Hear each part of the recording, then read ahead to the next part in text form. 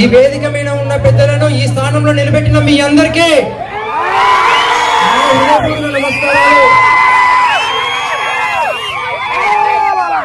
మేమున్నాం అని నన్ను ఇక్కడ నిలబెట్టిన మా నాన్న మిత్రుడు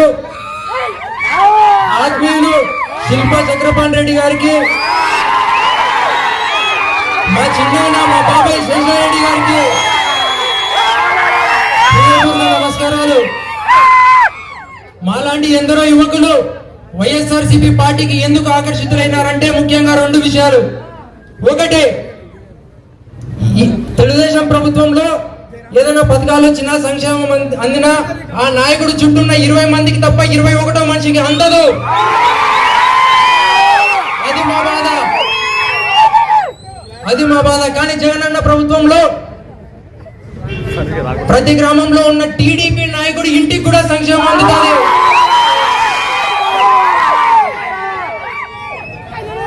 ఎలక్షన్ అయిపోయినప్పటి నుంచి, సీఎం అయినప్పటి నుంచి సంక్షేమం అందించే నాయకుడు జగన్మోహన్ రెడ్డి. ఎలక్షన్ 2 నెలల ముందు 3 నెలల ముందు మన తుక్క బిస్కెట్లు వేసినట్టు వేసే నాయకుడు చంద్రబాబు నాయుడు. ఎప్పుడు ఇచ్చినాడు అన్న నిరుద్యోగ వృత్తి? ఎప్పుడు ఇచ్చినాడు? లాస్ట్ 1 సంవత్సరమో ఎప్పుడు 6 నెలల ముందర లాస్ట్కి ఏమి ఇచ్చినాడు? కుంకుమ పసుపు అని ఎలక్షన్ల ముందర. అది కూడా 100 మందికి వచ్చి 100 మందికి రాదు. అనా మీకు ఎలక్షన్ అయిపోయినప్పటి నుంచి సంక్షేమం అందే ప్రభుత్వం కావాలా, లేదా ఎలక్షన్ ముందర 2 నెలల ముందర సంక్షేమం అందించే ప్రభుత్వం కావాలా? డిసైడ్ చేసుకోండి. ఇంకా సంక్షేమ పథకాలను గురించి మాట్లాడుకుంటే, అనా పిల్లల్ని బడికి పంపించి సర్ది కట్టుకొని తల్లి తండ్రి పొలం పోయి మధ్యాహ్నం సర్ది పువ్వు తిని చెట్టు కింద చల్లగా నిద్రపోతారు. ఎందుకో తెలుసునా? వాళ్ళ బిడ్డ బడికి పోయి బుడికన్నం కడుపు నిండా తింటాడనే నమ్మకం.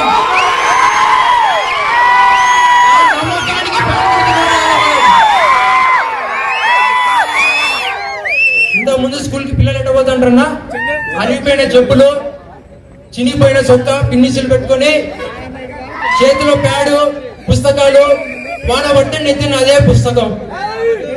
ఎప్పుడన్నా వాళ్ళ కళలు నెరవేరేది?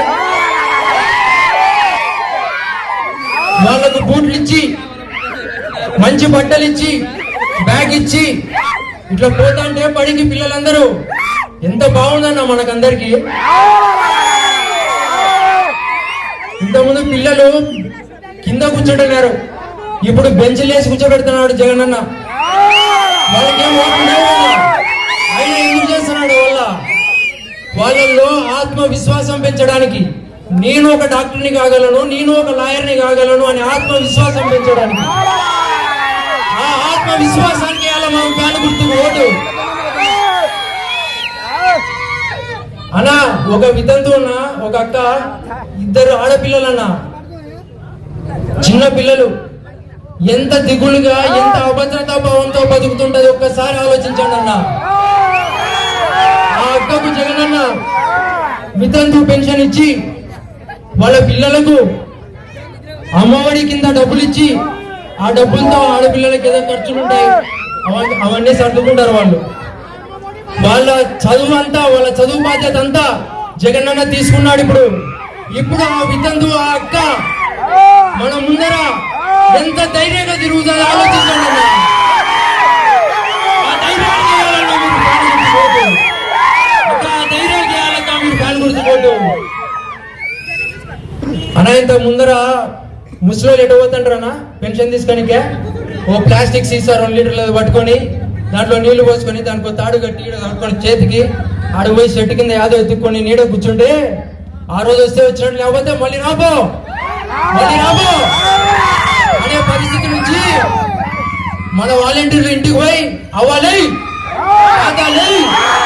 ఇస్తుంటే వాళ్ళ కళ్ళల్లో ఆనందం పెట్టుడాలన్నా.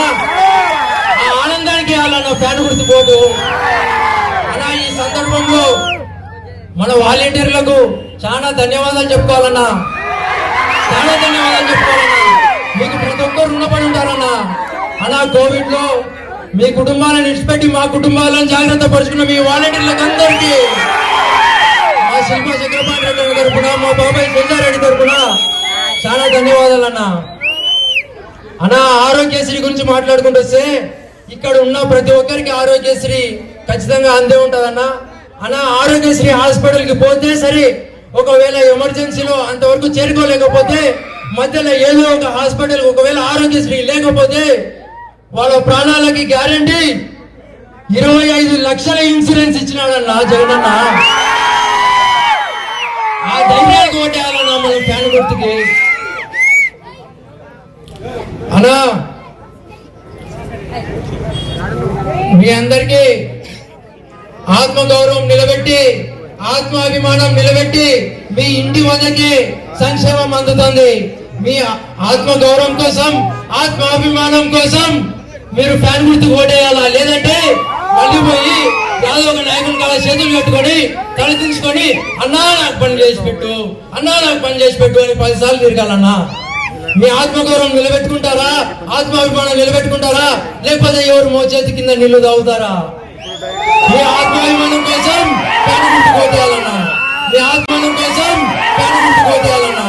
మీ ఆత్మగౌరవం కోసం ఫ్యాన్ గుర్తుకు ఓటేయాలక. ఇక్కడ ఎవరు సంక్షేమం ఆపరు. అర్హులైన ప్రతి ఒక్కరికి సంక్షేమం అందుతుంది, దాంట్లో దిగులు లేదు. ఇక్కడ ఈ ఊర్లో కానీ శిల్పా చక్రపాణి రెడ్డి అన్న నాయకత్వం చేస్తున్న ఈ నియోజకవర్గంలో కానీ ఏ ఊర్లో పెత్తందారుడు ఉండడు, పెదరాయుడు ఉండడు, బానిసడు ఉండడు. మేమంతా కేవలం ఈ గ్రామానికి కాపలా కాసే కాపలాదారులు మాత్రమే, మీకు రక్షగా నిలబడే కాపలాదారులు మాత్రమే. మీ ఆత్మగౌరవం నిలబెట్టే జగనన్నకు మీరందరితో ఉండాలా.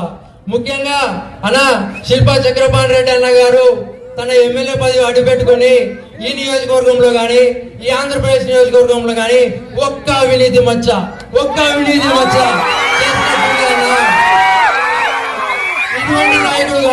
ఇటువంటి నాయకుడు కావాలన్నా మనకి. ఏ స్వార్థం లేకుండా వైసీపీ పార్టీకి గెలుపు కోసం పోరాడుతున్నా, చక్రపాణి రెడ్డి అన్న గెలుపు కోసం పోరాడుతున్నా శేషారెడ్డి అన్నకు ధన్యవాదాలన్నా. అందరికీ ధన్యవాదాలు. మీ